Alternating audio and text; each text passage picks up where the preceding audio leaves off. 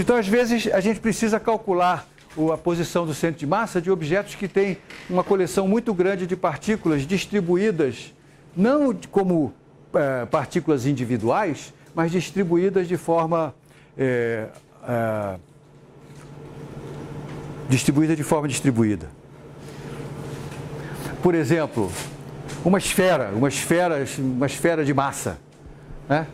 Tem zilhões de partículas lá. Eu tenho que ter um jeito de eu calcular o centro de massa de uma esfera sem ter que olhar para cada partícula, porque são inúmeras, né? E aí, como é que eu vou fazer isso? Eu tenho que transformar esse cálculo da posição do centro de massa numa coisa que seja viável fazer para objetos com distribuição contínua de massa. E aí o truque que a gente vai fazer é meio óbvio, né? É como se eu estivesse partindo esse objeto com distribuição contínua de massa em pequenas porções, cada uma delas de tamanho ΔM, né? E onde tem essa soma, isso aqui vai virar uma soma sobre um número muito grande de partículas, que no limite em que eu faço esses ΔM ficarem cada vez menores, vai virar uma integral. Ah, que novidade, né? Você já sabia disso. Então, olha só, a posição do centro de massa para objetos com distribuição contínua de massa vai ser calculada assim, a integral sobre todo objeto de dm vezes R sobre a massa total. E a massa total é a integral de dm, é a soma de todas as massas do sistema. Então aqui está como a gente calcula a posição do centro de massa para objetos com distribuição contínua. Vamos fazer um exemplo de aplicação. E esse exemplo vai ser assim, ó. Imagina que eu tenha um cone e eu vou colocá-lo de tal forma que o eixo dele coincida com o eixo Z. Então aqui eu tenho as direções, ou os eixos coordenados x, y e z. Por que isso? Porque essa equação aqui é uma equação vetorial, eu vou transformar em 3 equações escalares, como sempre. Isso aqui vai dar origem ao seguinte: a posição x, a coordenada horizontal, a coordenada x da posição do centro de massa, vai ser a integral de dm vezes x.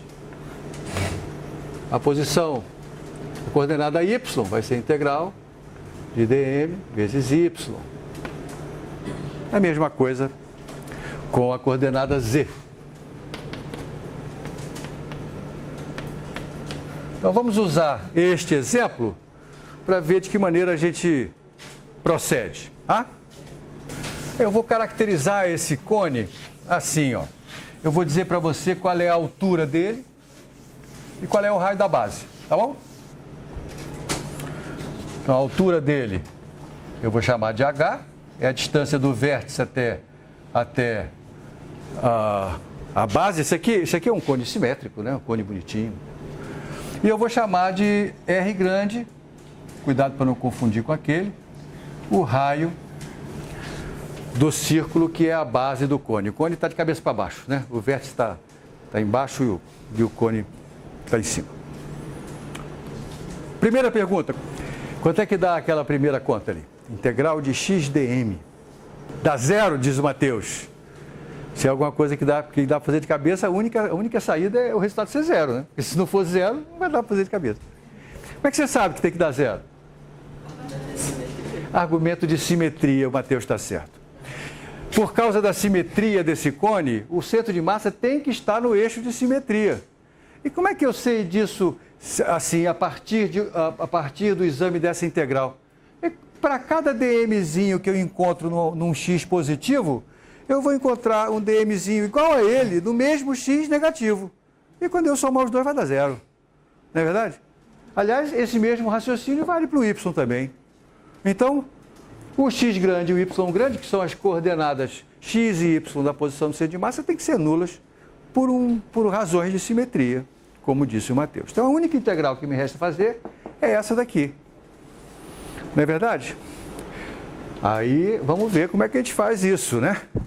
Cadê a integral? Esqueci de botar a integral. Então, vamos fazer assim, ó. Eu vou olhar aqui,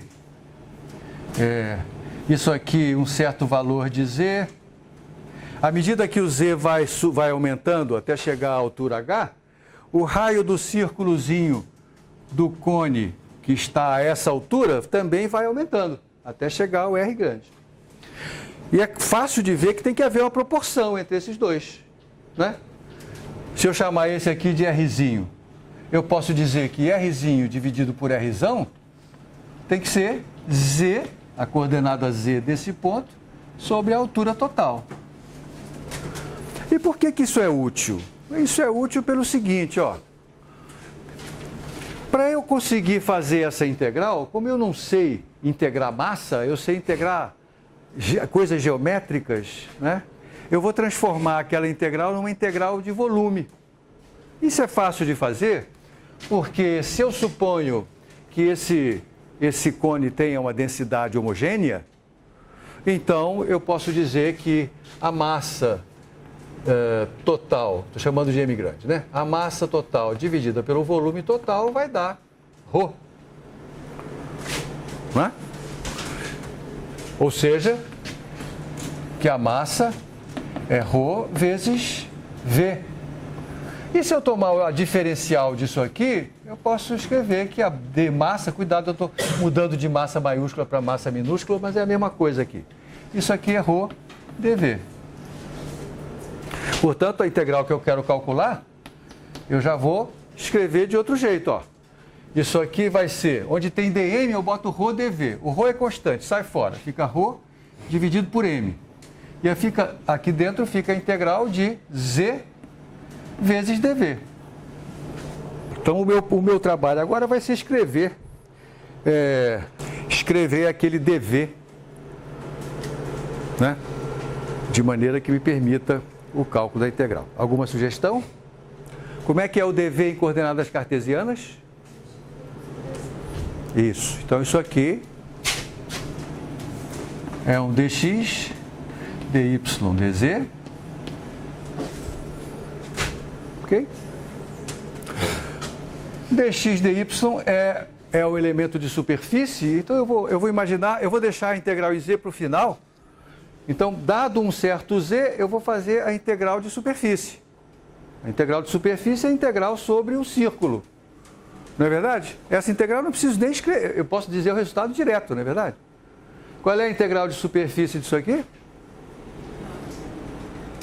O z é fixo, né? Porque eu fixei um valor de z. Quanto é que dá essa integral?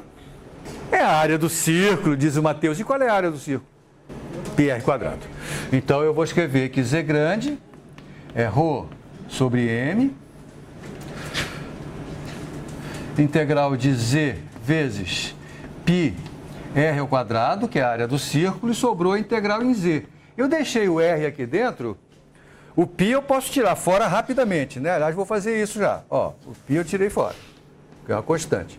Mas esse r depende do z. Cadê ele? Ó, o r depende do z. Ele é o R grande sobre H vezes o Z, né? E eu vou elevar o R ao quadrado. Então, eu estou escrevendo no quadro ao contrário, assim, ó. Aqui está Z, ρ vezes π. Aqui, R quadrado. Vou elevar o R ao quadrado aqui, ó. Vai dar um Rzão quadrado sobre H quadrado, que é constante, eu tiro fora. Rzão quadrado sobre H quadrado, tirei fora dessa integral. O que sobrou dentro da integral? Sobrou Z2. Ah, mas já tinha um Z aqui. Então, sobrou um Z3. Z3 dz. Quais são os limites de integração, Mateus? 0h. Isso, Mateus. De 0 até H. Qual é o resultado? H quarta sobre 4. Portanto, Z grande, e eu estou escrevendo ρ vezes π sobre m. Esse m, o que era mesmo, hein? Ele virou m minúsculo aqui, não sei porquê. Aqui ele é m maiúsculo, é a massa total. Aqui é a massa total. Agora apareceu um r quadrado aqui, que veio lá de... Aqui apareceu um h quarta. Mas tem um h quadrado aqui, né? Então vai ficar um h quadrado e vai ficar um 4 aqui. Esse ρ sobre m está me incomodando. Deixa eu ver se tem um jeito. Ah, olha só, se eu passar o m para cá, o ρ sobre m é o inverso de v, né? Tá certo? Ou então M sobre ρ é V. Isso aqui é a mesma coisa que π sobre V, R quadrado, H quadrado sobre 4. Mas qual é o volume de um cone? Como é que eu calculo o volume de um cone? É base vezes altura sobre 3. É 1/3 do produto base vezes altura. Então, onde está aqui, eu vou substituir isso aqui. 1/3. Esse 1/3 vai fazer um 3 e lá para cima, né, Jair? Ó, subiu 3. É 1/3. A área da base. A base é um círculo de raio Rzão. Então, fica π Rzão ao quadrado. Né? Vezes a altura, H. Olha que resultado bonitinho. Olha que resultado bonitinho. Ó, R quadrado, H quadrado. R quadrado foi embora. π foi embora. Um dos H's também. Sobrou 3/4 de H. Ou seja, o centro de massa está a 3/4 da altura total. Divida a altura total em 4 partes e pegue a terça parte mais perto da base. Faz sentido isso? Claro, porque aqui é onde está a maior parte da massa. Então o centro de massa está chegando perto de onde tem mais massa. Verdade? Eu fiz esse exemplo para você ver de que maneira a gente transforma, primeiro, o cálculo da posição do centro de massa em integrais para distribuições contínuas de massa. Como é que a gente transforma a integral em massa numa integral de volume. E relembrei como é que a gente calcula integrais de volume. Tá? São os elementos matemáticos que são importantes para nós aqui. Como eu disse antes, quando a lei de conservação do momento linear pode ser aplicada, isto é, quando a soma das forças externas for zero, essa lei de conservação nos dá informação sobre o comportamento do nosso sistema físico, que é muito interessante, porque eu consigo comparar imediatamente o que acontece num certo tempo, num certo instante inicial, com o que acontece num certo instante final, sem me preocupar com o que aconteceu no meio. E isto é um truque muito, muito eficiente para a gente prever o que vai acontecer em diversas situações físicas. Lembre que antes da gente dispor dessa ferramenta, para a gente, a partir de um certo instante inicial, tentar descobrir o que acontecia num certo instante final, eu tinha que escrever a equação de movimento, integrar a equação de movimento, olha eu já ficando cansado, né? E acompanhar o movimento do meu sistema de um instante até o outro, né? A lei de conservação me permite um atalho direto. Início eu comparo com o fim, sem me preocupar com o que aconteceu no meio. Tá? Vai aparecer uma outra lei de conservação ainda relativa a quantidades vetoriais, quando a gente introduzir a noção de momento angular, que é o que eu vou fazer agora.